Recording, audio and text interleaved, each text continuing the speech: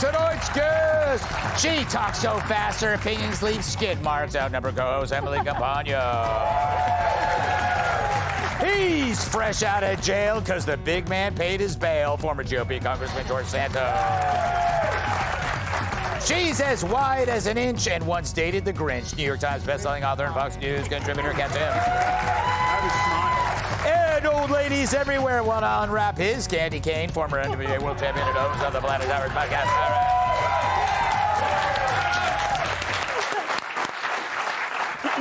Emily, don't you love it when the media, when they're caught red-handed, they always retreat into we make mistakes.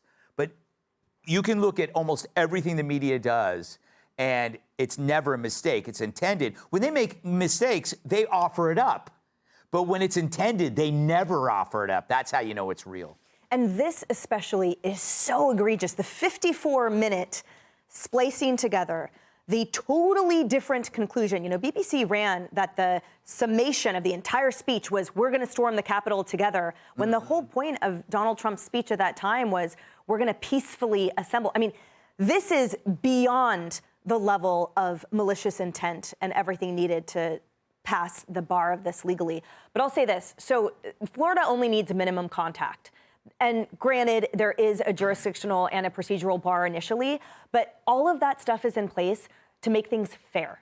Yeah. And I think it's obvious that everything the BBC did was so beyond unfair, was so egregious, was so malicious, and filled with intent to corrupt people's viewpoint of now President Trump, thank God, that the courts are going to see through that. So Florida will not, I believe, the courts will not say, no, no, this belongs in your territory. Oh, no, no, no, it didn't stream here. I think they will say, yeah, you f***ed around and you're about to find out. Emily. George, welcome back from doing hard time.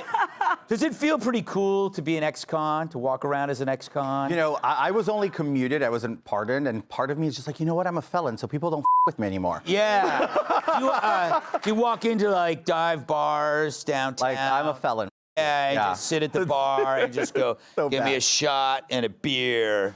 And then go, man, it was tough inside. It was bad. I lost some good friends back there. When you were in jail, did they ever ask about me? Actually, yes. I think, see? So that's actually true. Funny you bring that up. I'm sitting in prison, and first night there, I'm watching Fox News. You're on. And some of the guys said, oh, we've seen you on before. I'm like, oh, great. We watch Fox News in prison, too. Yes. So there was a TV dedicated just to Fox News. That's great. Yeah. Are there a lot of conservatives in jail? It's a mixed bag, but I was in South Jersey, so naturally, yes. Yeah. I don't know the territories, like where they are, but it's... Torture enough for a New Yorker, though, to be sentenced to South Jersey. Did you, you worked in the kitchen, did you? I did work in the kitchen, yeah. Yeah, I can tell. You know, Oh. You're so mean. yeah, you're the... So mean. I mean, I thought... A lot of guys go to jail and they lose weight, George. I know. Okay, I was there already 4 days. I didn't have time to get my prison body on. Come on. Yes, that's the whole point of going to jail. Oh, is my getting your God. prison body on. And a little experimentation. I don't know about that. That you can do without, you know, any shame, because, you know, while you're in Rome. So, George, do you have anything to say about this case, the BBC? You got everybody going with Fall in Rome. I hate Yeah, we all need 3 seconds to go, what the So on this case, and I'm just going to try to pivot here if the audience allows me. On this case, it's wild because a few things are missing context. A lot of these footages were used in court cases against J6ers. Yes. And that specific clip was used in Liz Cheney and Benny Thompson's big J6 committee. Right. Like production from ABC, funded by and produced by ABC people. So when you look at this, it's infuriating because this was the crux of the misleading of he's an enemy of democracy. And now we finally somebody figured out that there's 54 minutes missing. Yeah. So it's amazing. That is you know, Kat, that's a great point. I didn't even think about it before, but like if this was used in the J6er trials and that commission, all that stuff's got to go. I mean, the commission, what can they do? But like with they're already commuted, but they should, whatever they legally can do. That Super thing. legal. By the way, welcome back. Thank you. I'm glad one person's glad I'm back.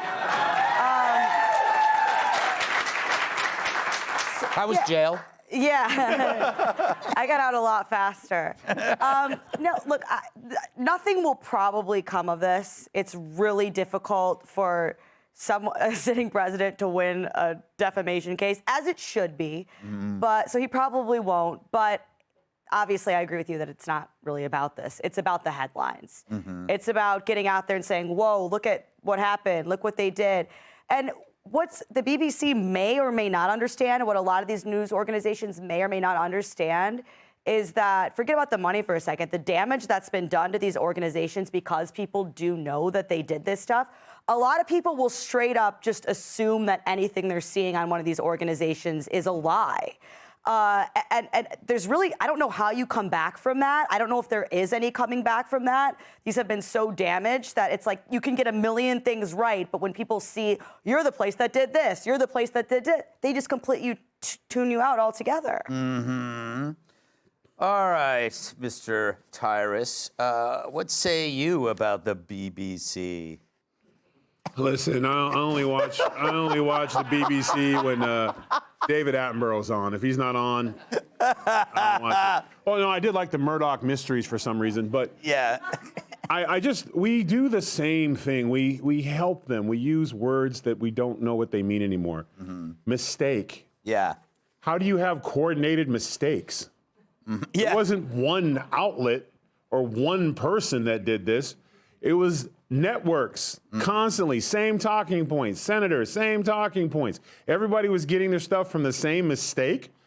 Walk that guy out. He has some explaining to do. It was a coordinated coup and attack. January 6th is nothing more. They saw it as an opportunity to get the Orange Dragon. Yeah. That's it. How you lose 54 minutes of anything, that's a whole episode of any show. Yes. We're only like 44.